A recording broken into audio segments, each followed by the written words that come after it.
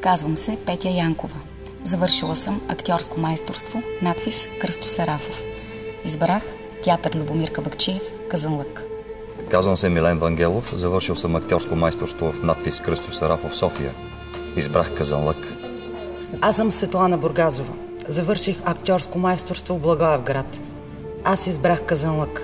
Казвам се Стоян Руменин. Завършил съм актьорско майсторство с драматичен театър в Пловдив. Избрах Казанлък. Казвам се Олена Шидерова. Завършила съм актьорско майсторство в град Благоевград. Работила съм в доста театри в България. Избрах Казанлък.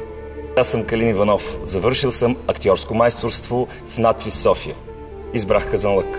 Казвам се Славяна Любомирова. Завършила съм актьорско майсторство в класа на професор Илия Добрев и доцент Иван Налбантов.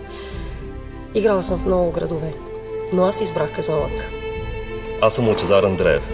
Завършил съм актьорско майсторство в Благоевград и избрах Казанлък. Казвам се Соня Диянова. Завършила съм актьорско майсторство в Кръстьо Сарафов, София. Имам магистърска степен. Изиграла съм над 150 главни роли. Избрах Казанлък. Здравейте! Аз не съм завършил нищо, но театъра в Казанлък е моята съдба. Аз съм Габриела Иванова.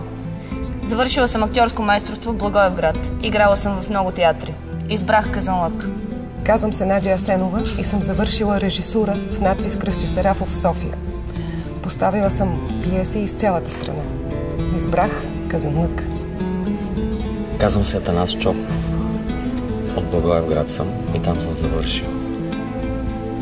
В театър Любомир Кабакчиев играя от неговото създаване. Избрах Казанлък и ще остана до края.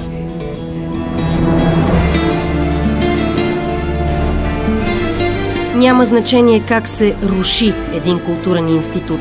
Дали с полиция, танкове и бомби или просто с административно решение. Резултатът е един и същ. Разруха. Кой иска това? И защо?